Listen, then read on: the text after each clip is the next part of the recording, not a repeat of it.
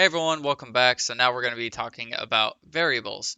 Variables are data items that can change their values and are used extensively in computer programming. A variable can represent the location of an item in your game world, how much health your character has left, or what stage of growth a plant is in.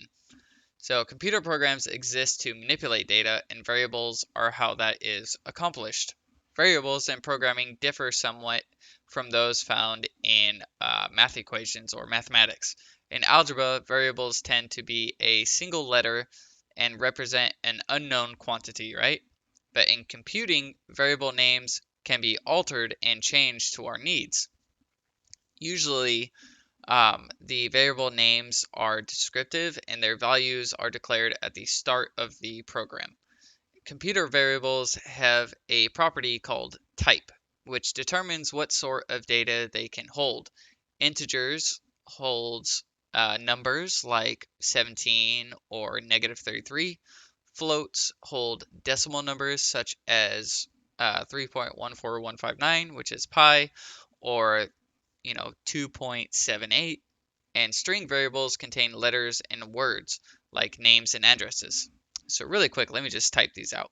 We could do something like name as string and then do name equals Alfred. And then we could do age as integer and then do age equals, I don't know, 72. And then we could say height as float and height equals 57.2. All right. And then in our loop, we could do print, and we could do name,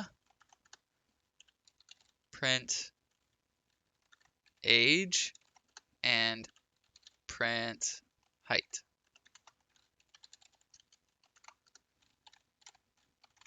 We gotta sync the screen. All right, there we go. We got it being displayed here. So we got the name, age, and height. Now, what if we were to change these up? What if we were to put, because name is a string here, right? So what if I put 72 here? And we get an error.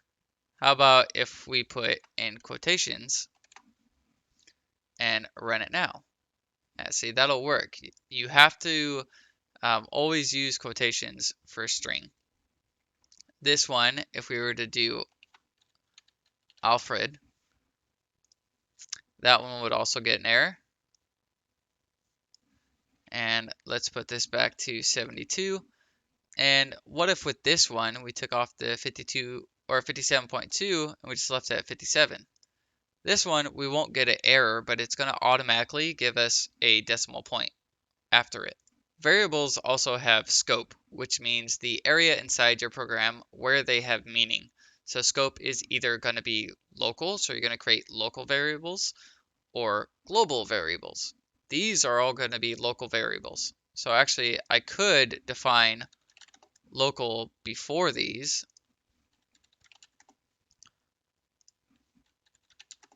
And now these are all going to be local variables.